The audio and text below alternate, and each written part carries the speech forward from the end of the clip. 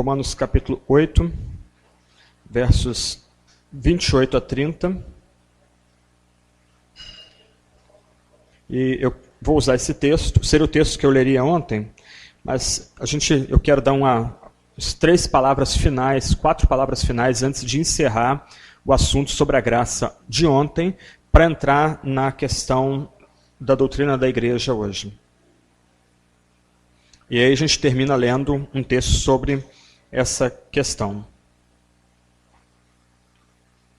Só um detalhe, o pastor Cleiton me pediu para a gente terminar a aula um pouco mais cedo hoje. Então eu queria combinar o seguinte com vocês. Nós vamos ter um intervalo menor, 10 minutos, e vocês tragam a comida para cá. Ok? Eu não tenho problema nenhum em estar dando aula e vocês comendo. Vou ficar um pouco com inveja, mas aí é problema meu. Então a gente termina 8h20, vocês corram lá, pegam a sopa, pão, lanchinho de vocês, tragam para cá, e a gente na sequência recomeça, e vocês vão lanchando e a gente vai conversando aqui. Tá bom? Okay? Então, Romanos capítulo 8, versos 28 a 30. Sabemos que todas as coisas cooperam para o bem daqueles que amam a Deus, daqueles que são chamados segundo o seu propósito.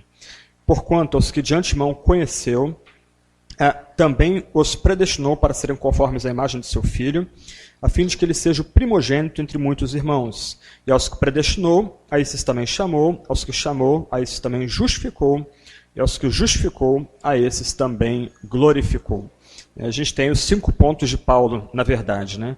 Então é interessante notar como Paulo liga o sofrimento do crente, a própria segurança do crente, de ser parte de uma obra que já começou na eternidade. E algo muito curioso no texto é que ele está no passado. Então é interessante notar que Paulo já fala daqueles amados, predestinados, chamados, justificados como homens e mulheres já glorificados. E aí a gente tem toda a nossa certeza, a nossa segurança. Quer dizer, a noção que Paulo quer transmitir para a gente é que nós somos uma obra acabada da perspectiva divina. Ele já nos vê como homens e mulheres já ressuscitados em Cristo, já glorificados em Cristo, que já estão, no tempo presente, assentados nas regiões celestes. Vamos orar e a gente recomeça aí. Senhor Deus, tem misericórdia de nós, dá-nos um tempo bom aqui nessa noite, ajuda-nos a estar refletindo sobre a forma como nossos irmãos e irmãs do passado leram a Tua Palavra e tentaram interagir com tantos problemas que são importantes para a fé. Dá-nos humildade para ouvir e, acima de tudo, torna-nos cativos, não da doutrina dos homens, mas da Tua Palavra, da Palavra de Cristo. Ó Deus, que em tudo isso só fique em nossa memória aquilo que provém de Ti, da Tua Santa Palavra. É que nós te rogamos em nome de Jesus. Amém.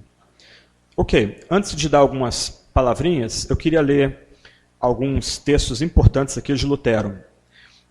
E eu acho importante ler isso, especialmente num tempo em que as igrejas estão se dividindo com uma velocidade imensa. Alguém já calculou a presença de 6.000 denominações evangélicas no Brasil hoje, mesmo, e aqui a contagem se refere àquelas igrejas que são uma única no Brasil inteiro, mas são 6.000 denominações diferentes no país.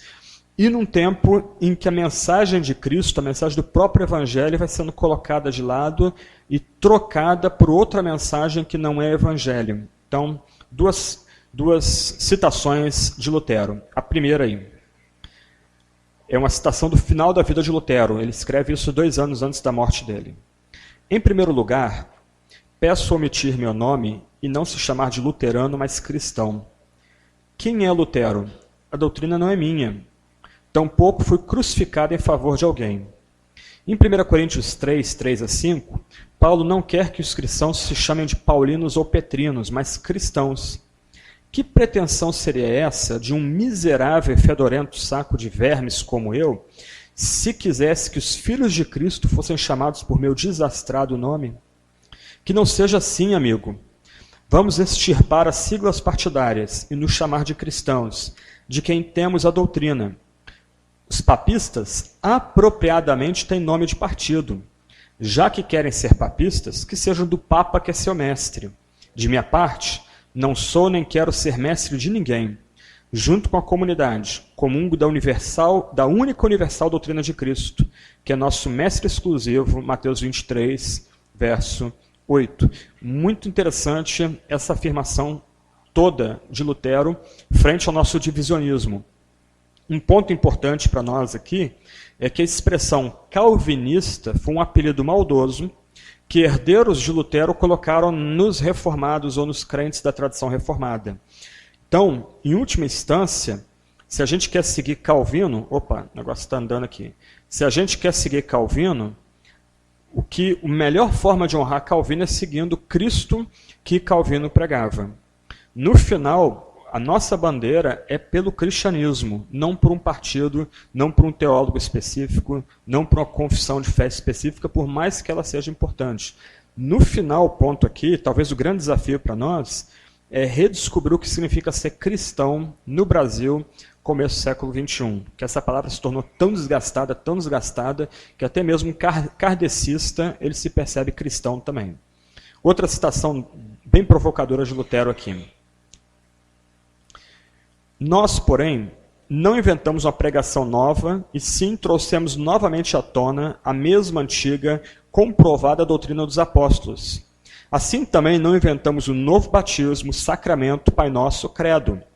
Não queremos saber de nada de novo na cristandade, nem tolerá-lo, mas lutamos exclusivamente pelo antigo, que Cristo e os apóstolos nos legaram e nos deram, e a ele nos atemos. O que fizemos foi o seguinte: visto que constatamos que tudo isso havia sido obscurecido pelo Papa por meio de sua doutrina humana, sim, porque o havia velado com a grossa camada de pó e teias de aranha e toda sorte de excrementos de bicharia, tendo inclusive lançado e pisado na lama, nós o trouxemos novamente à tona, pela graça de Deus. O limpamos dessa imundície, podendo agora cada qual enxergar o que é o Evangelho, batismo, sacramento, chaves, oração, o que Cristo nos legou e como se deve fazer uso salutar deles. Uma citação bem impressionante de Lutero, que também fala muito ao nosso tempo, na medida que você tem dificuldade hoje, experimenta mudar de cidade e procurar uma igreja evangélica em outra cidade. Você vai ter dificuldade de achar uma igreja que proclame o evangelho. E mais, talvez você encontre uma igreja que proclame o evangelho numa igreja surpreendente, às vezes quase que sem nome, sem história, e não numa igreja tradicional, numa igreja histórica. Mas o ponto aqui é que Lutero se coloca aí não como inovador, mas alguém que está voltando ao antigo evangelho, voltando ao passado, redescobrindo junto com seus colegas o que é, de fato, o evangelho. Só consertar aqui um pouquinho. Por enquanto eu deixo isso fora aqui. Vamos deixar o rosto de Lutero aqui para a gente ficar inspirado por ele aí. Ó. Esse aí é o Lutero, bem gordinho, fofinho, né? E brigão. Ai de quem fosse desafiá-lo. Algumas palavras finais sobre o assunto de ontem. Alguém, acho que foi a irmã, me perguntou sobre a questão de Jesus amando Jerusalém. Então, Jonathan Edwards, talvez o mais brilhante teólogo dentro da tradição reformada, o mais impressionante teólogo que nasceu na América, o mais impressionante filósofo também que nasceu na América, ele fez uma distinção entre amor de benevolência e amor de complacência ou de deleite. Então, no primeiro nível, o amor de benevolência é o amor que Deus derrama sobre incrédulos e aqueles que creem, os fiéis. É o amor que Deus derrama sobre todas as pessoas e que é experimentado por meio do cuidado comum do Estado, o próprio Estado sendo a espada que vai proteger os bons contra os maus. É aquele amor que dá sol e chuva para justos e injustos. Então, em alguma medida, no entendimento de Jonathan Edwards, mesmo os incrédulos, eles provam alguma medida do amor divino. Só que, deixa eu ver se eu acho aqui a citação de Edwards. Só que, em última instância, somente os eleitos provam o amor de complacência, que é aquele amor em que Deus se deleita no eleito e o eleito encontra prazer e deleite no próprio Deus. É interessante uma citação de Edwards. Ele diz: desde que eu cheguei a essa cidade, Northampton, onde ele era pastor, eu tenho experimentado frequentemente uma doce complacência em Deus, em vista das suas gloriosas perfeições e da excelência de Jesus Cristo. Deus tem se mostrado para mim um ser glorioso e fascinante por conta de sua santidade. A santidade de Deus sempre me pareceu ser o mais adorável de todos os seus atributos. E a expressão-chave aqui é doce complacência. E essa doce complacência, somente o eleito, ele recebe. Alguns teólogos holandeses depois fizeram uma distinção parecida. Eles falaram de graça comum e graça especial. Então, no primeiro nível, o que esses escritores holandeses queriam dizer é que Deus derrama seu favor sobre ímpios e cristãos igualmente. Deus derrama seu cuidado, Deus derrama sol e chuva sobre os justos e injustos. Em alguma medida, todos os homens experimentam alguma parcela da graça, uma graça que é comum a salvos e não salvos. Mas no nível mais profundo, somente os eleitos recebem graça especial, somente os eleitos recebem o amor complacente, aquele amor de Deus que se deleita no incrédulo. E a gente aprende isso, por exemplo, em Romanos capítulo 5, que somente aqueles que recebem o Espírito Santo, eles provam o amor de Deus em Cristo Jesus, não o restante da humanidade. Então, essa é só uma questão aí que foi levantada ontem, eu acho interessante tocar nesse assunto. 2 outros pontos aqui para encerrar essa parte aqui. Na quarta-feira, o pastor Clayton falou de um homem chamado Charles Finney. Correndo o risco de ser muito simplista por causa do tempo, eu diria que Finney é um dos personagens cristãos mais superestimados da história da igreja. A avaliação que você tem de Charles Finney não condiz com o próprio ministério dele. Em primeiro lugar, ele foi evangelista durante 10 anos. E a imagem popular que ficou de Finney é que ele é o grande evangelista da história da igreja. Então, apenas 10 anos do seu ministério foram dedicados à pregação do evangelho. 40 anos foram dedicados ao ensino da teologia, num seminário no norte dos Estados Unidos, na região de Nova York, em Oberlin. Então, durante 40 anos ele foi teólogo, escritor, inclusive a CPAD publicou, há uns 2 anos atrás, a teologia sistemática dele. Então, Finney foi evangelista durante a menor parcela do seu ministério. Grande parte do seu ministério foi trabalhando como professor de teologia e ativista social, muito envolvido, por exemplo, em campanhas a favor da temperança contra bebidas alcoólicas e também pelo voto feminino e pela libertação dos escravos. Então, essa é uma questão importante para nós aí. Se você lembrar, eu falei um bocado de Pelágio e eu tentei fazer uma diferença entre a posição de James Arminius, ou Tiago Arminius, e Pelágio. Então, enquanto a posição arminiana clássica é um erro teológico, pelagianismo é uma heresia. O surpreendente é que Finney é pelagiano. Então, quando você for ler a teologia sistemática, você vai notar várias citações do próprio Finney, por exemplo, falando que a obra da regeneração não é uma obra, um milagre espiritual que transforma a nossa nova natureza. A obra da regeneração é meramente uma obra de persuasão do Espírito Santo. Não há nenhuma mudança interna que o Espírito Santo opere na regeneração. A fé e o arrependimento são obras humanas. O Espírito Santo não age nesse campo. E como se isso não bastasse ser escandaloso o suficiente, ele negou a doutrina não só da eleição, mas ele negou a doutrina da justificação, que é um ponto básico na tradição evangélica. Nem Wesley fez isso. Ele negou a doutrina da perseverança dos santos, ele negou a doutrina da expiação, que nós tratamos rapidamente ontem. E o ponto é que Charles Finney, na verdade, se tornou um racionalista cristão, descartando aquelas doutrinas que ele entendia eram ofensivas à razão. Um outro ponto muito complicado com ele é que ele originalmente era presbiteriano, ele não tinha treinamento teológico, mas isso não diz nada também. Mas todo o treinamento dele foi como advogado, e ele se converteu, provou uma conversão tardia, foi uma espécie de vocação tardia. Mas ele foi ordenado como ministro presbiteriano. Nós temos alguns irmãos presbiterianos aqui, talvez algum presbítero, tem um pastor aqui, e os irmãos presbiterianos podem depois lembrar para a gente, ou ensinar para a gente, que quando um oficial da igreja ele vai ser reconhecido, melhor, quando uma pessoa vai ser reconhecida como oficial da igreja, ele tem que jurar para a comunidade que ele vai ser leal aos símbolos de fé, a Confissão de Westminster e os catecismos. Ok, Finney fez isso no seu concílio, para 2 anos depois ele se tornar congregacional e confessar que pelo tempo do seu concílio ele não tinha lido os símbolos de fé da Igreja Presbiteriana dos Estados Unidos. Isso se chama perjúrio, né? Então, ele cometeu perjúrio no seu concílio. Depois ele se tornou congregacional e ele disse que, de um lado, se ele tivesse que passar pela mesma ordenação, ele não teria como dizer ou professar lealdade aos símbolos de fé daquela igreja. Do outro lado, agora, ele votava, essa expressão que ele usa, a combater aquelas doutrinas perniciosas.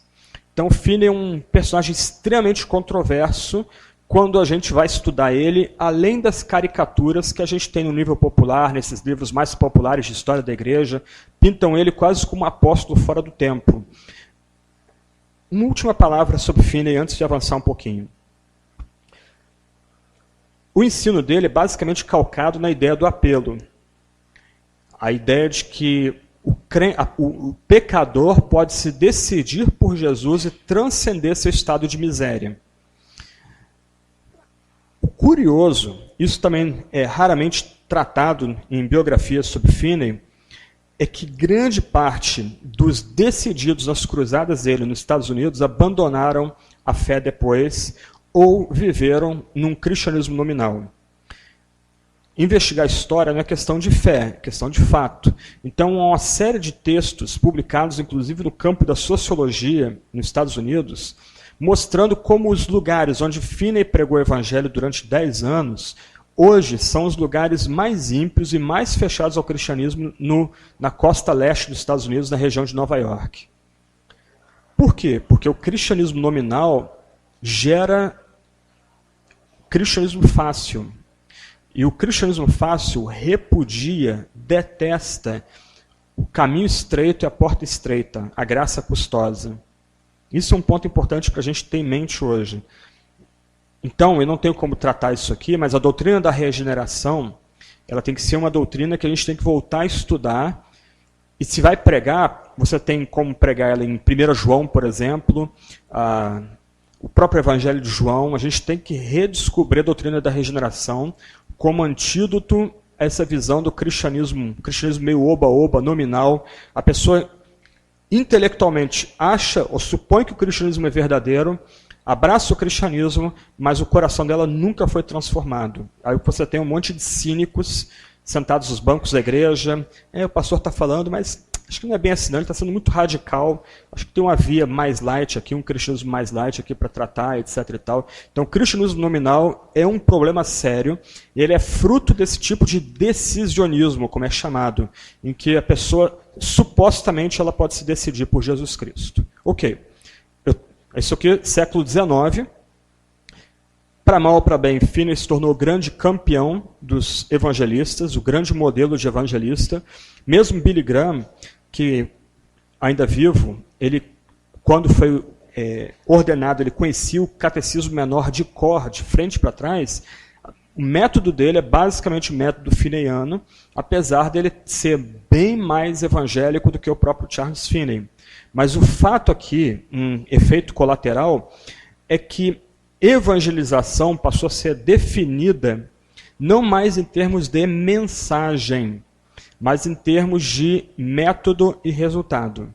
Então, se você não usa o método correto, você não está evangelizando. E geralmente o método correto é centrado no templo e no sermão de apelo.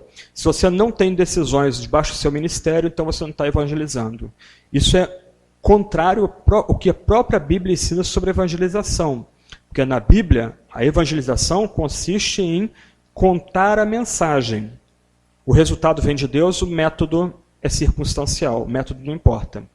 Só para fechar então, agora eu fecho Finney, mas uma carta muito antiga, século II mais ou menos, ilustra o meu ponto aqui. Plínio, ele era um governador romano na região de Turquia, se não me falha a memória, e ele escreve para Trajano para falar do comportamento dos cristãos. Então ele fala, espantado, das mulheres que não paravam de tagarelar de Jesus enquanto tingiam suas roupas no rio. Isso é evangelizar. Então, num sentido, não há necessidade de ter classe de evangelização ou de evangelismo. Eu acho tão horrível essa expressão evangelismo, porque ela pressupõe que o anúncio do evangelho é um método, é um sistema. Não precisa. Se o seu coração está cheio de Deus e do evangelho, você vai falar de Jesus. E fala, e a gente fala. Isso já é evangelização. O resultado é Deus que faz, não a gente. Nosso papel é anunciar. Deus, pecado, Cristo, cruz, Cristo, vida nova, igreja também. Ok. Século XIX, pular para o século XX. Um teólogo suíço, chamado Karl Barth, que eu citei rapidamente aqui,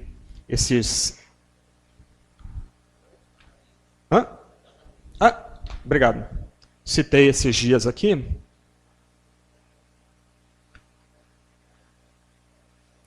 Ele tentou superar a briga entre calvinistas e arminianos.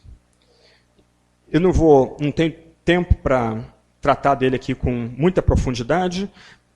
No site da Universidade de Mackenzie tem a revista Fides Reformata. Se você botar lá no Google, digitar lá Fides Reformata,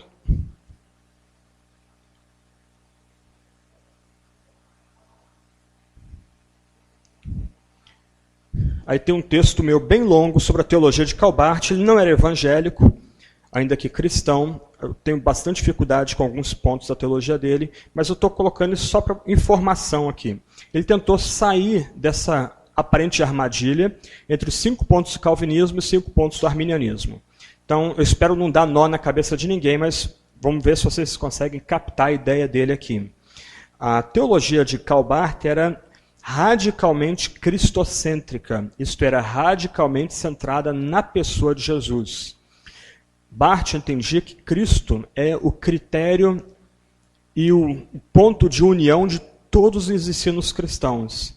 Então, qualquer ensino que ele fosse analisar e tratar biblicamente, ele trataria a luz de Jesus. Criação, queda e outras doutrinas importantes da Sagrada Escritura, a própria palavra, o conceito de palavra que eu citei ontem falando sobre a Trindade. E ele fez o mesmo com a predestinação e que se torna o melhor exemplo do que essa concentração na pessoa de Jesus como critério para fazer doutrina. Ele foi criado a tradição reformada. E ele ele recebeu como doutrina da tradição reformada a noção de dupla predestinação. Deus elegendo uns para a salvação e Deus entregando outros ao seu próprio pecado para a danação eterna, para a reprovação eterna. Ok, ele pegou esses 2 conceitos e centrou esses 2 conceitos em Jesus Cristo. Então, na crucificação de Cristo, não só Cristo é reprovado por Deus, mas toda a humanidade é reprovada nele. Na ressurreição de Cristo, Cristo agora é contado como eleito e toda a humanidade agora é eleita no Cristo ressurreto. O grande problema aqui são 2. O primeiro é que Barth, tentando solucionar a tensão de que porque nem todos são eleitos, acaba mudando o problema agora para o chamado. Se toda a humanidade já é eleita em Cristo, então por que nem todos foram chamados ainda? Se todos os homens, todas as mulheres já estão eleitos no Cristo ressurreto, então por que todos os homens não são cristãos e por que a humanidade não mudou radicalmente?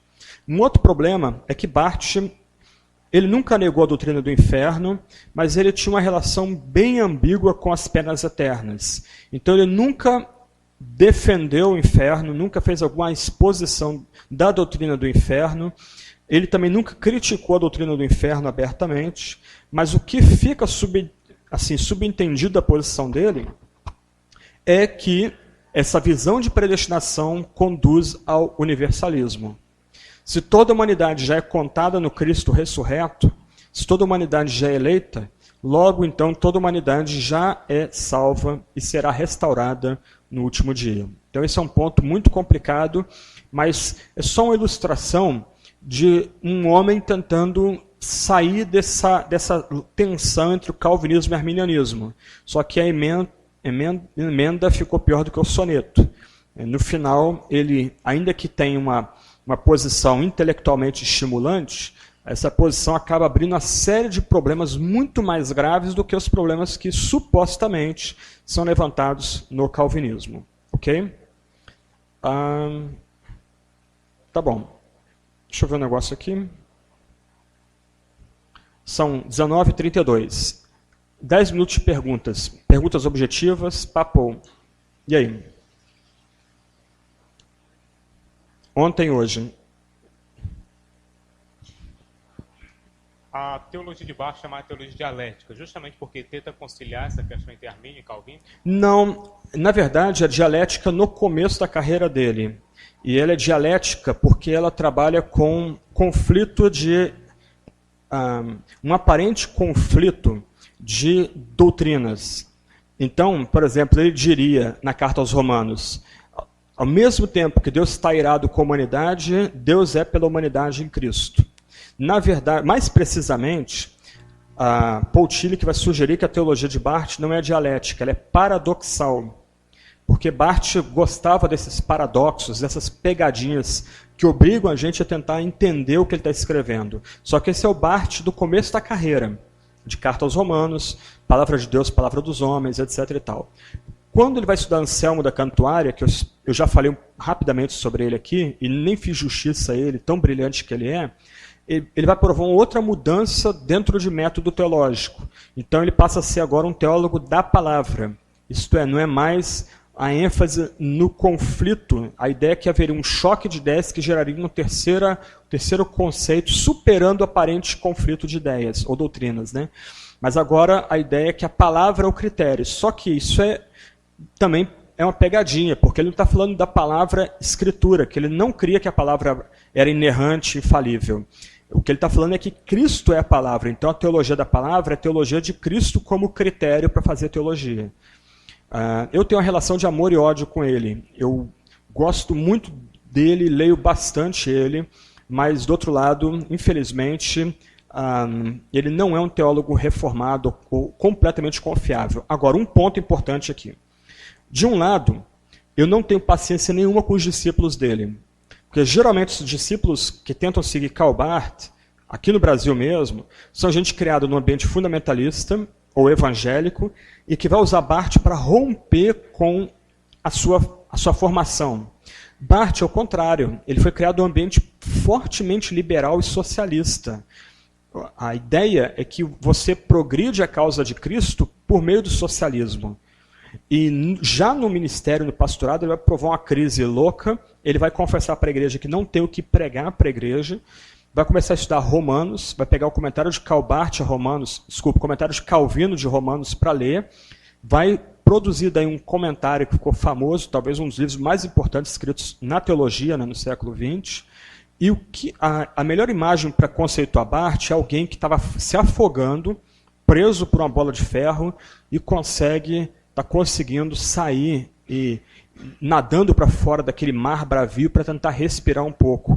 2 pontos sobre o fim da vida dele. E aí você vê a diferença dele para os discípulos dele, que ele detestava. Ele nunca quis inventar uma escola nova e não queria seguidores. Pouco antes de morrer, o secretário dele estava com ele, um homem chamado Eberhard Busch. E a última imagem que esse secretário tem, ele abre as janelas da casa dele, 2 da manhã, numa vila suíça.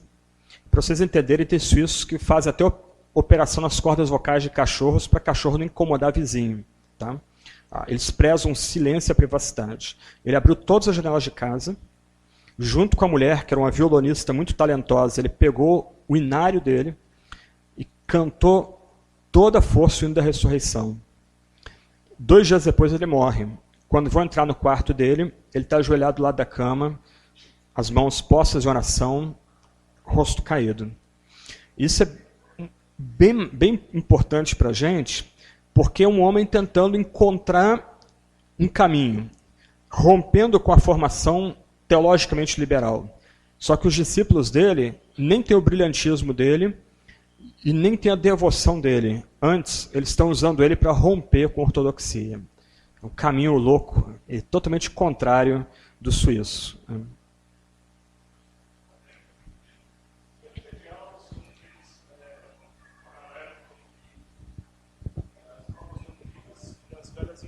Uhum.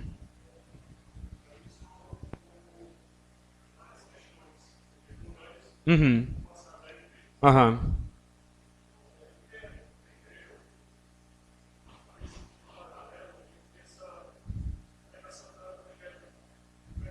Uhum.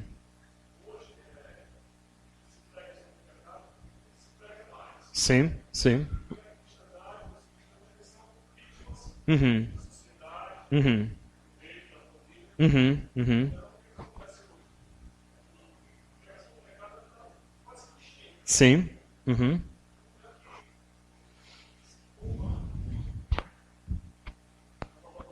Uhum. Na verdade, grande parte da forma de pregar que veio ao Brasil era pelagiana.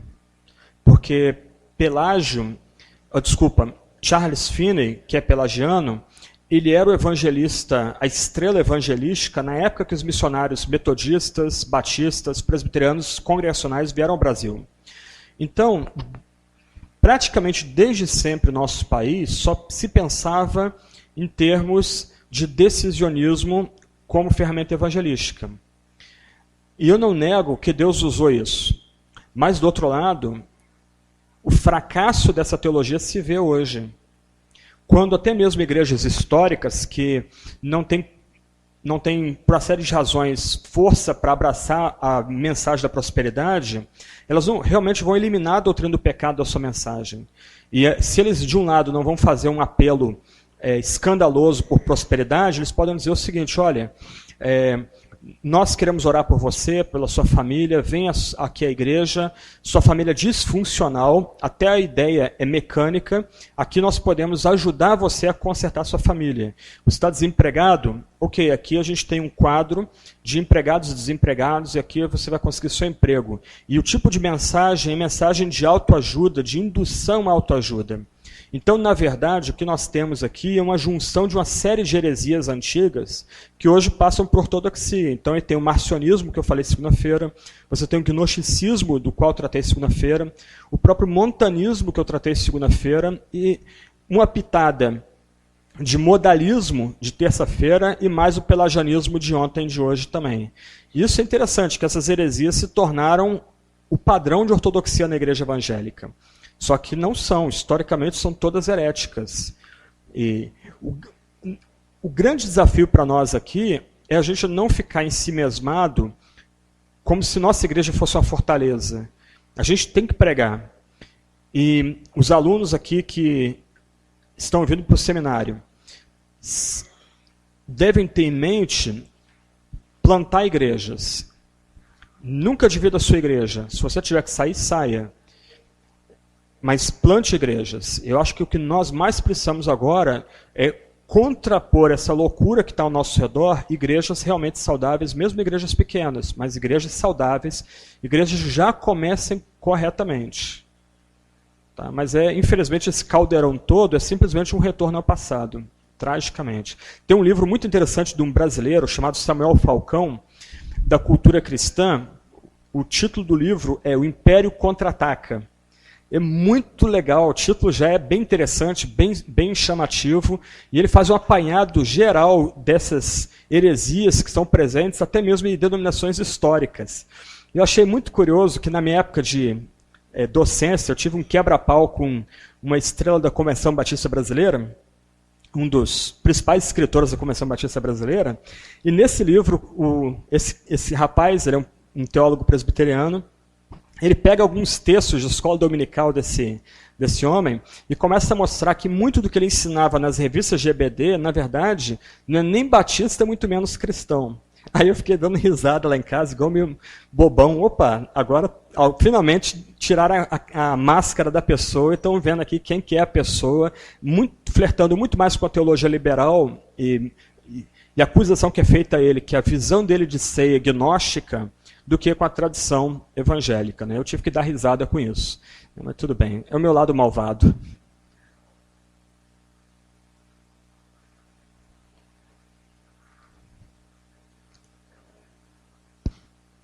diante desse caos que como é que o senhor enxerga a igreja daqui a 10 anos e qual seria o conselho para nós que somos seminaristas para trabalhar dentro da nossa igreja, para a nossa igreja não com esse tipo de teologia distorcida? A primeira parte da pergunta é o que eu estou estudando agora. Então não tenho resposta. Onde nós vamos chegar? Um sinal que eu acho muito interessante é a quantidade de blogs e sites promovendo o evangelho no Brasil. A esmagadora maioria de blogs e sites hoje são, para usar a palavra desgastada, calvinistas. E a gente tentando sinalizar as antigas doutrinas. E outra questão muito legal é que a maior parte do pessoal que toca esses blogs e sites são jovens. Alguns até adolescentes, na faixa de 17, 18 anos. Isso é muito, muito legal. Mas o nosso grande necessidade no Brasil, duas. Mais uma vez, boas igrejas.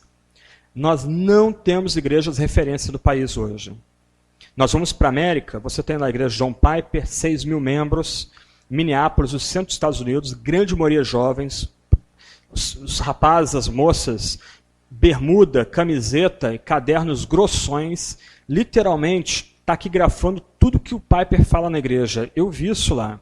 Uma menina sentada à minha frente, ela se inclinou para frente, abriu o cadernão e está lá o pregador falando e ela só rabiscando. Você chega na igreja John MacArthur, 6 mil membros, 2 cultos de manhã. Ao mesmo tempo, enquanto ele tem 2 cultos de manhã, 5, 6 mil pessoas ali circulando pela manhã no meio do deserto, um sol escaldante. Do lado do templo dele tem um templo menor com 300, 400 latinos, culto simultâneo em espanhol. Você vai para Nova York hoje, você tem a igreja Tim Keller com 6 mil membros, a igreja presbiteriana. 4 cultos por domingo. 2 cultos da primeira igreja batista de Nova York que morreu, a teologia liberal matou ela. Você vai para Seattle, lá em cima, nos Estados Unidos, tem o Mark Driscoll, 12 mil membros da igreja dele. Basicamente jovens, tatuados, piercing, gente toda arrebentada, chegando para ser transformada pelo evangelho. Estou citando as principais igrejas. Nós não temos referências como essas aqui no Brasil. Então, primeiro ponto, plantem igrejas. Saiam para plantar igreja. Dividir igreja é muito custoso.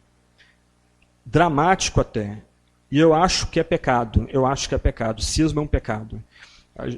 Então eu prefiro sair e trabalhar para implantar a igreja mesmo sozinho. Segundo ponto, nós precisamos de pregadores. A polêmica é importante, mas a polêmica é secundária. Calvino foi um expositor da Bíblia. Lutero foi expositor da Bíblia. Primeiramente, se você perguntasse se esses 2 homens estivessem vivos aqui, vocês perguntem para eles, como é que você se define? Pregador, expositor, preguem a palavra. Toda oportunidade que tiver, crianças, para falar para crianças, adolescentes, adultos, jovens, pregue a palavra. A palavra que vai atrair os eleitos. E a palavra que vai edificar a igreja. A palavra que vai expulsar os lobos. Então a gente precisa de pregação. Agora, sem querer imitar reformadores e puritanos. Teve puritano pregando Jó durante 25 anos. Teve John Owen, que eu citei aqui, o narigudão, pregou Hebreus durante 11 anos. Isso não cabe mais num tempo como o nosso.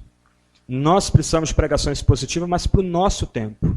Talvez pregando capítulos inteiros da Bíblia no domingo, 40 minutos, 50 minutos de sermão, sendo bem objetivo. Talvez pregando parágrafos, como o Mark Dever fez na igreja dele lá nos Estados Unidos, em Washington, pregando talvez um livro da Bíblia por domingo.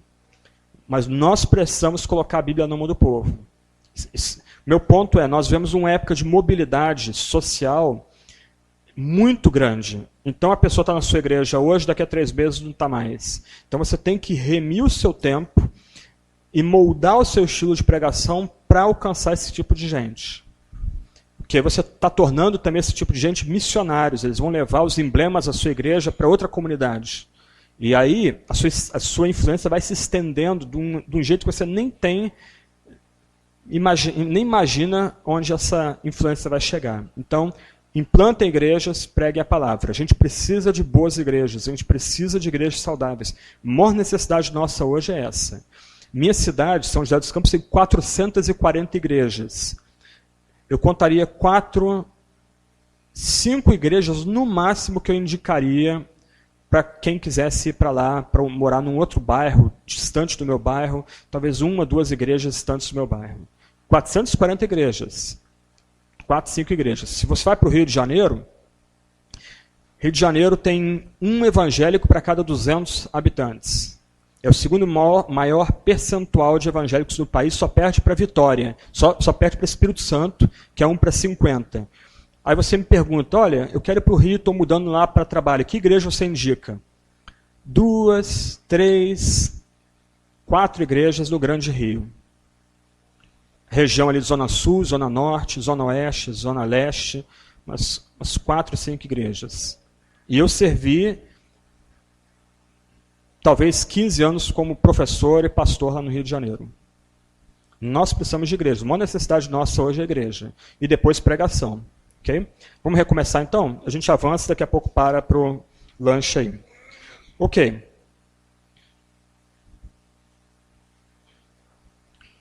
Deixa eu avançar um pouquinho aqui. Eu queria tratar um pouco com vocês a questão da igreja. E especificamente a relação da igreja com o Estado. Está todo mundo conseguindo ver aqui? Cadê? Eu recebi um empréstimo aqui de alta tecnologia. Eu acho que você pode me ajudar a puxar o púlpito aqui um pouquinho mais para trás? Que aí o pessoal acho que pode ver e eu não fico... Acho que não foi boa ideia eu botar assim. Ok. Então faz o seguinte. Vamos tirar isso aqui. Você tira o púlpito. Eu coloco na cadeira aqui. Acho que assim fica melhor.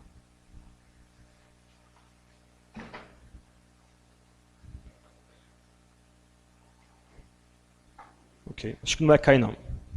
Então, ok, vamos caminhar um pouquinho aí. Na verdade, o que eu estou fazendo com vocês durante a semana aqui?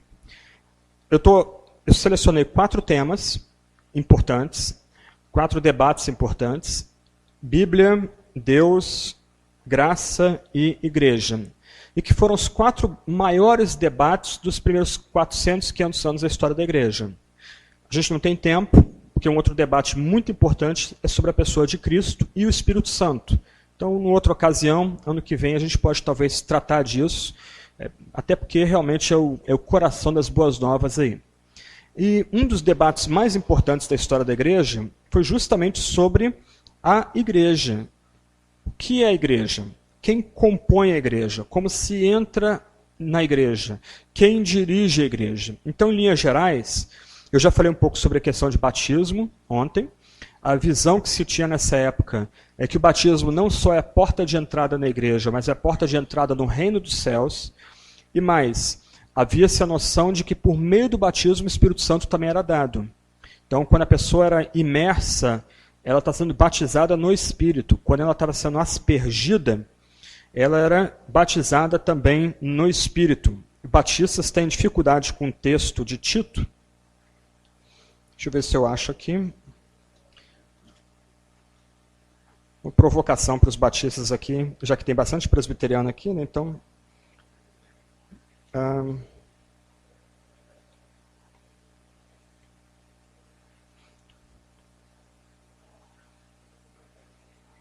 Hã?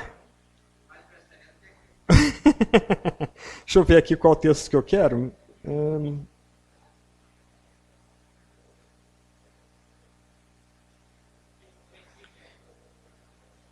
Acho que é isso mesmo. Deixa eu ver aqui. Isso mesmo. Quem que falou aí? Isso aí. Na verdade, Tito 3, verso 5. É isso mesmo. Eu vou ler o 4 aqui. Não por obras, ok. Vamos ler o 4 até o 7. Tito 3, 4 até 7. Muito obrigado, irmão. Isso aí. Isso aqui é o Batista lê isso aqui. Aí, opa, o que é isso aqui? Então, todos acharam aí?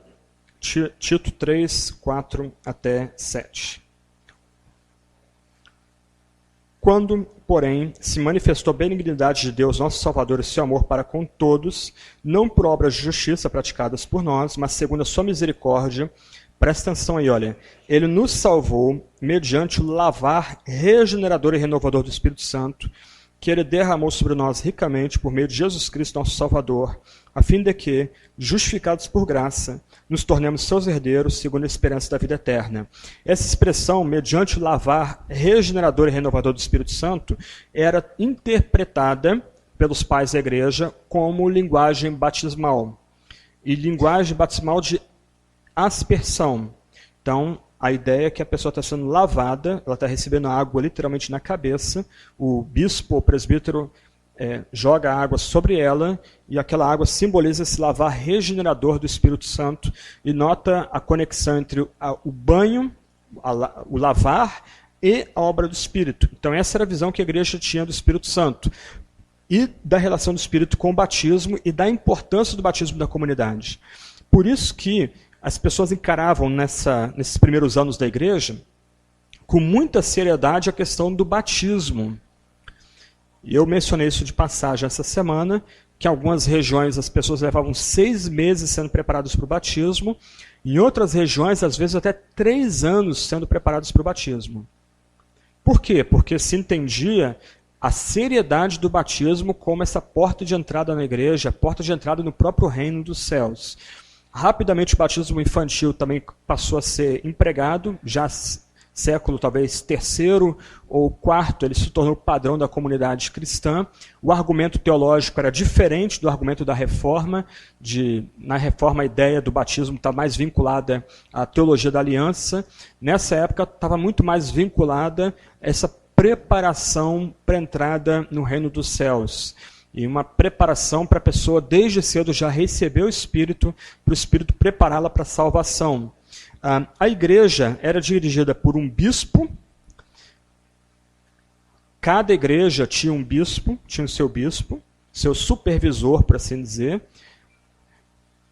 que era auxiliado por presbíteros, que também pregavam e ensinavam, e havia os diáconos, que ajudavam na parte de ação social, cuidando dos órfãos, das viúvas, dos necessitados, e também trabalhando na área do exorcismo.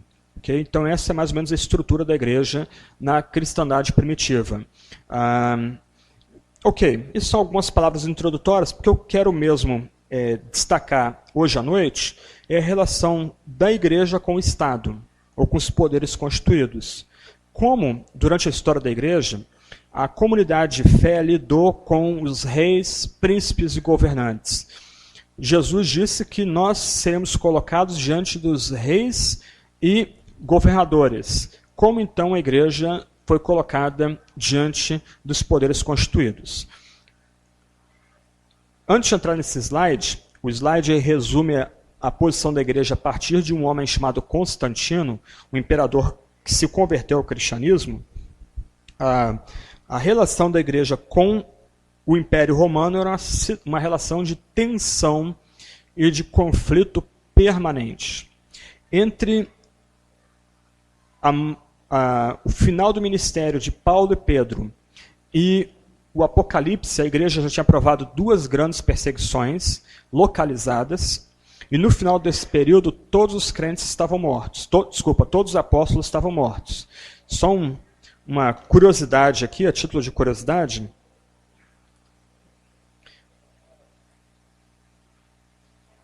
Deixa eu ler um trecho de que eu acho interessante aqui. Segundo a tradição, Mateus sofreu martírio ao fio da espada na Etiópia.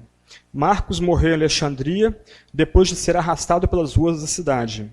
Lucas foi enforcado no Oliveira, na Grécia. João foi posto num caldeirão de óleo fervente, mas escapou da morte e foi deportado para Patmos. Pedro foi crucificado de cabeça para baixo em Roma. Tiago foi decapitado em Jerusalém. Tiago, menor, foi lançado de um pináculo do templo e depois espancado até morrer. Filipe foi enforcado na coluna na Frígia. Bartolomeu foi esfolado vivo. André foi preso a uma cruz e dali pregou seus perseguidores até morrer. Matias foi primeiro apedrejado e depois decapitado. Barnabé foi apedrejado até a morte pelos judeus em Salônica. Paulo foi decapitado por Nero. em Roma. Isso aqui é um resuminho bem básico do destino que os apóstolos receberam no final do período do Novo Testamento. Você lembra que quando João recebe o livro de Apocalipse, ele está em Patmos, era para usar uma imagem contemporânea, uma espécie de campo de concentração imperial. Ele havia sido colocado ali deliberadamente para não poder mais pregar para os cristãos. Segundo a tradição, ele foi solto e foi o único que morreu de velhice, farto de dias, né, como diz a Sagrada Escritura. Mas como você notou, todos os outros apóstolos, todos aqueles que seguiram, foram chamados por Jesus e aprenderam o evangelho da boca do próprio Jesus, morreram morte violenta. Então, durante todos os primeiros 300 anos da cristandade, a relação da igreja com o Estado foi uma relação de conflito intenso. E o que eu preciso dizer aqui para vocês é que ninguém era poupado, mesmo mulheres, jovens, adolescentes e crianças. Eu citei 1 Clemente ontem, um dos poucos textos dessa época aí que falam do Deus que predestina e do Deus que elege. Ele também menciona um fato muito interessante, argumentando a respeito da veracidade do cristianismo, de que quando, por exemplo, um pai de família era preso para ser jogado no Coliseu, os jovens e adolescentes da igreja, solteiros, corriam para procurar o mestre do Coliseu, para trocar de lugar com aquele pai crente, para ele voltar para sua família, cuidar da sua esposa, dos seus filhos, para ele morrer no lugar daquela pessoa. Então isso aí é uma ilustração até da qualidade do cristianismo daquela época, o cristianismo primitivo. Então, durante esses primeiros anos aí, especialmente da década de 60, do primeiro século, Imperador Nero, até Diocleciano e Décio, a igreja passou 10 grandes perseguições. As primeiras 8 perseguições eram perseguições localizadas. E muitas vezes, perseguições que nasciam de um problema econômico. Então o império precisava de dinheiro em alguma região, prendia os crentes, maltratava os crentes, matava alguns, especialmente os bispos da igreja, e espoliava os crentes dos seus bens, dinheiro, propriedades e tudo mais, para enriquecer os cofres do Estado. As 2 últimas perseguições foram perseguições gerais, porque se entendia que o cristianismo, por assim dizer, entendo a expressão, estava emasculando, castrando o império. Então, os 2 últimos imperadores, Décio e Diocleciano, literalmente respirando ódio contra os cristãos, não queriam apenas matar os cristãos. O que eles queriam era quebrar a própria espinha, a própria coluna do cristianismo. Então um crente era capturado e torturado até negar Jesus e depois era libertado. Isso gerou um problema muito sério na igreja, especialmente para aqueles bispos que negaram Jesus durante a tortura, porque eles queriam voltar para os seus cargos, queriam reassumir suas igrejas, e os mesmos membros da igreja não queriam mais que aquelas pessoas reassumissem a igreja, porque elas haviam negado Jesus debaixo de tortura. Eu não tenho como desenvolver esse ponto também, mas um filme muito legal para vocês assistirem é um filme antigo chamado Covardes. Tá? Ele tem em DVD, você pode comprar ele aí na internet, fazer alguma busca. Muito legal o filme. Ele é baseado na obra do mesmo título, de um polonês católico chamado Henry. Polonês é engraçado, porque ele só tem consoantes a palavra, então não vou arriscar o nome da pessoa aqui, que acho que tem 1 ou 2 vogais no meio de 10 consoantes. Mas se você procurar na internet, você vai ver o nome direitinho desse polonês. O livro é muito legal, o filme é muito legal, assim o livro também. Mas o filme é muito legal, por exemplo, a pregação de Paulo no livro, aliás, de Pedro, no filme, ele aparece pregando lá, é melhor do que muita pregação que você vê na televisão por aí hoje. Tá? Então ele é um filme assim, romanceado.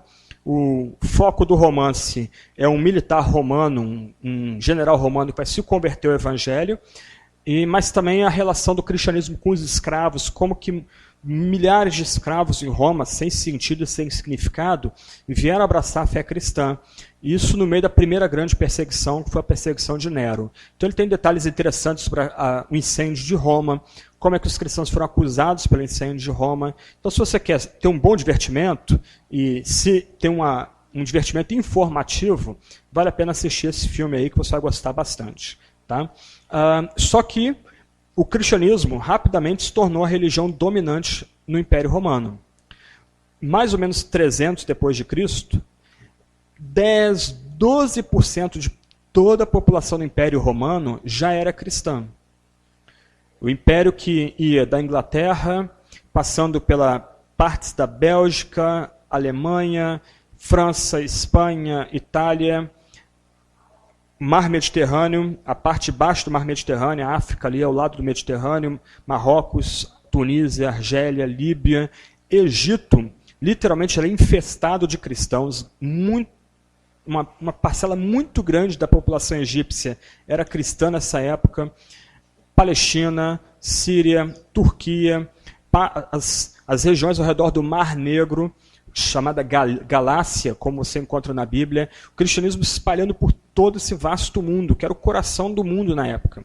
Então, rapidamente o cristianismo veio assumir uma posição de destaque, também na casa de César. Então, no meio de uma guerra civil, um homem chamado Constantino, na época, um dos 4 imperadores cristãos da época, ou imperadores da época, haviam 2 imperadores, 2 Césares, situação muito confusa administrativa e politicamente. Ele tem um secretário cristão, e esse secretário cristão vai trabalhando, evangelizando Constantino, e num momento decisivo da guerra civil, Constantino está em menor número, o exército dele, acuado, ele não tem muita esperança de ver uma inversão de maré, ele aparentemente tem uma visão nos céus. E um anjo aparece para ele e coloca nos céus as 2 primeiras letras da palavra Cristo em grego, e o anjo diz, olha, sob esse signo você vai vencer. Aí o que Constantino faz? Ele manda tirar dos escudos, das coraças e dos estandartes toda a marca do império, águias, símbolos como javali, leão, etc. e tal, essas marcas de força que caracterizavam os regimentos romanos naquela época, e ele começa a botar os símbolos cristãos e pintar os símbolos cristãos no escudo. E numa vitória completamente improvável, na Ponte Milvio, ele consegue esmagar os exércitos adversários e se torna o grande imperador romano da época, e depois ele vai unificar o Império Romano e dar uma sobrevida também ao Império Romano. Só que o fato é que ele, para todos os efeitos, se converte. A história dele é bem complicada e bem ambígua. Ele só vai se batizar no final da vida dele. Quem vai batizá-lo é um bispo semi-ariano, com alguma simpatia com aquela posição que a gente viu na terça-feira de Ário. Mas o fato é que ele mudou completamente as relações entre igreja e Estado, e as mudanças que ele fez estão em vigor até hoje. Aí você pode ver aí no quadro. Então, se antes havia... Vamos ver se eu acerto aqui. É o último botão, né? Se antes havia... Opa! Tecnologia não é comigo. Vamos botar aqui. Aqui. Agora sim. Se antes havia uma ruptura, uma tensão, um conflito entre igreja e Estado, agora não mais. Agora o que você tem aqui? O rei, o governante, ele dirige não só o Estado, mas também ele dirige a igreja. Eu falei do Concílio de Nicéia terça-feira. Quem que é o principal bispo no Concílio de Nicéia? O governante. O imperador ele se assenta no Concílio de Nicéia. E foi uma situação até vergonhosa, porque os bispos sentavam em círculo, a cadeira dele era mais elevada. A ideia é que todos os outros bispos da cristandade estão no mesmo nível, ele está acima dos outros bispos, ele é o primeiro entre os iguais. E ele entra todo paramentado, todo bonitão, todo arrumado, aquelas vestes compridas, uma mitra na cabeça. Chega lá, todos os bispos estão vestidos com saco de cinza, que era a roupa dos pastores da época. Só recentemente os pastores passaram a usar terno e gravata. Tá? Isso é mais recente, coisa de 100 anos, 150 anos para cá. Antigamente se usava toga, eu tenho minha toga até hoje, do meu lado presbiteriano, eu tenho minha toga preta genebrina lá no meu armário até hoje lá. Mas o fato é que se entende agora que a igreja está debaixo da autoridade do governo.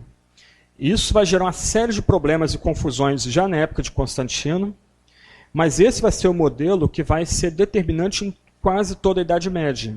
Isto é, essas duas esferas, Estado e Igreja, lado a lado, se falava do Estado como a mão esquerda de Deus, a outra mão de Deus, tá? E essas duas esferas debaixo de uma autoridade maior, no caso aqui, do rei e do governante. Tá?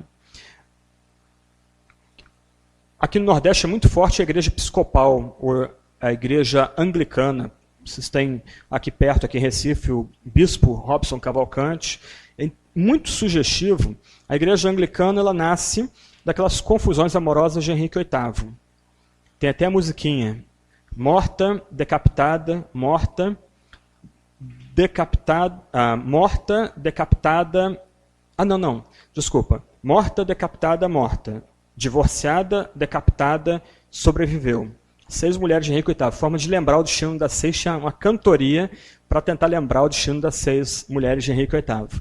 Então, você lembra que a reforma na Inglaterra não começa como na Alemanha, na Suíça, na França, com pregadores. Começa com Henrique VIII. Ele quer se separar de Roma para se casar com Ana Bolena. Ele não quer permanecer casado com Catarina de Aragão. E aí, com isso, ele divide a cristandade. E o que acontece? Ele, o rei, se torna o cabeça da igreja. Até hoje. Então, o cabeça da igreja episcopal é o rei da Inglaterra. Quando há os grandes sínodos e concílios da igreja episcopal na Inglaterra, quem abre o concílio, na verdade, é o rei ou, no caso, a rainha. Ela pode pregar, ela só não pode ministrar os sacramentos, a ceia e o batismo, mas ela pode pregar e ela abre aqueles encontros pregando como a cabeça da igreja, como foi a rainha Elizabeth II, como foi Eduardo VI, como foi o próprio Henrique VIII e outros reis no decorrer da história. Então, nesse sentido, aqui para nós, aqui pensando em termos modernos, na Inglaterra, a igreja é um departamento do Estado. Okay? Então, na Inglaterra, não no Brasil, não na África, a fé episcopal tem crescido muito. Talvez a igreja que mais cresça na África é a igreja episcopal, a igreja anglicana. Tá? Só um detalhe, uma curiosidade. Mas é interessante que na Inglaterra, os bispos e presbíteros eles recebem o seu salário do Estado. Okay? Quando o membro da igreja episcopal paga o seu imposto, uma parcela do imposto é dividida ou para ser usada para manutenção da igreja. Só que se a igreja episcopal está crescendo muito na África, especialmente na África abaixo do Saara, na Inglaterra e nos Estados Unidos, no sul do nosso país, ela está morrendo. Okay? Por causa da teologia liberal, que a gente pode falar em outra ocasião. Então esse aí é o modelo que vai ser inaugurado aí mais ou menos 300 depois de Cristo. É o modelo que no Ocidente latino vai ser o padrão até o 6º, 7º século.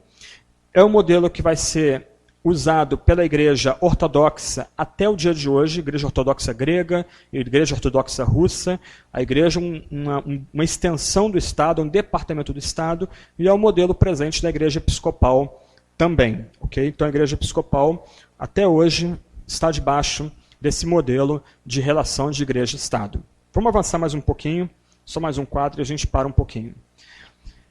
Com o advento do papado, século VII depois de Cristo, aí anos 600, 650, então nota que o papado é uma invenção tardia, não tem papa logo no 2º século depois de Cristo. Com a ascensão do papado, as relações vão mudar. Okay? Então nota que a igreja e o Estado estão no mesmo nível, de novo, só que aqui o chefe muda, o cabeça muda. Agora é o Papa, o bispo de Roma, que é o cabeça da igreja e também do Estado. E essa é o modelo das relações igreja-Estado que vão vigorar em toda a Idade Média, inclusive em países como França até a Revolução Francesa e no Brasil até o surgimento da República com a sua primeira Constituição. Tá? Mas a ideia, a noção que se tinha no Brasil Império é que o Papa é o cabeça da igreja e também o cabeça do Estado. Uma historinha... Oi, desculpa. Exatamente. Só mudou a função, só que agora os poderes espirituais têm proeminência sobre os modelos temporais. Então, no caso aqui, o vigário de Cristo, ele também comanda o Estado. Por exemplo, quem convoca as cruzadas contra o Islã para tentar retomar a Terra Santa? É justamente o Papa. Urbano II vai dizer, Deus o quer, Deus o quer. Aí os nobres, os barões, os nobres feudais, eles vão tomar espadas e vão constituir exército para tentar libertar a Terra Santa e preservar Jerusalém como uma cidade distintamente cristã. Mas a melhor ilustração dessa época aqui acontece aí no século XI. O maior imperador daquela época era o imperador alemão chamado Henrique IV. O Império Alemão era chamado, inclusive, de Santo Império Romano-Germânico. Porque se de um lado ele agora era o império do norte da Europa, Alemanha, Áustria, Hungria, partes da Bélgica, partes da Holanda, partes da França, norte da Itália, Suíça, etc. e tal. Do outro lado, esse império do norte se via como uma sequência do Império Romano, como um continuador do Império Romano, posto que o Império Romano era um império cristão, pelo menos nos seus estágios finais. Então esse imperador, por alguma razão que não vem ao caso, ele se rebela contra o Papa. E o que o Papa faz? Excomunga o imperador. E o que significa um homem excomungado? Quem que vai obedecer um homem excomungado? Aí o Henrique IV, ele vê que ele deu um passo maior do que as pernas. E ele começa, por meio de diplomacia, a tentar se reintegrar na igreja. O que o Papa faz? Ele promulga uma penitência para esse homem. E essa penitência calha de ser no inverno. Inverno europeu inclemente. Ele diz, a penitência exigiu o seguinte, que aquele homem, vestido de mendigo, viesse em peregrinação da Alemanha até Roma. E na última parte da peregrinação, quando ele entrasse em Roma e se dirigisse ao castelo do Papa, ele deveria fazer essa peregrinação de joelhos e bater as portas do castelo do Papa de joelhos. E é isso que acontece. Henrique IV, então, se torna uma peça figurativa no jogo político europeu. Obviamente, a história dos papas também não é uma história de poder apenas, é uma história de fracassos e fracassos retumbantes. Por exemplo, em algum momento da história europeia, no século XIV, você tem 2 papas da cristandade ao mesmo tempo. Um papa debaixo da liderança da França, outro papa debaixo da liderança da Inglaterra, e ambos disputando quem vai ser o único papa da igreja, quem é a fonte de autoridade final da igreja. Aí você tem o concílio de Constanza, o mesmo concílio que mandou matar Jan Hus, que eu mencionei a oração dele aqui um dia desse aí, e eles dizem, ok, os 2 papas agora vão ser depostos, nós vamos eleger um outro papa. Só que eles não combinaram direito com os outros 2 papas, então você tem um momento que você vai ter 3 papas ao mesmo tempo, no auge da Idade Média, período de transição entre a alta e a baixa Idade Média. Que coisa, o outono da Idade Média, como o erudito falou. Mas esse aqui se torna, então, o modelo dominante em toda a Idade Média das relações da igreja com o Estado. E aqui, uma curiosidade, o batismo infantil era um elemento extremamente importante, porque não só para a igreja, mas para o próprio Estado. Porque o batismo infantil fazia, às vezes, de censo. Então, por conta da criança ser batizada na igreja, se sabia, mais ou menos, com um bom grau de precisão, a quantidade de pessoas vivendo em determinada região. Isso era importante em termos de divisão de terras e também importante em termos de constituir milícia ou alguma tropa para a defesa daquelas terras também. E, especialmente, era importante para a coleta dos impostos, impostos para a igreja, impostos para o feudo onde aquela pessoa tinha nascido e estava sendo criada. Então, o que você tem é uma junção dessas duas esferas trabalhando em proximidade, mas debaixo da autoridade papal. A ideia que você tem agora na Idade Média, e eu falei um pouco sobre ela ontem, que não é a Idade das Trevas, mas o que você tem é o conceito de cristandade. Isto é,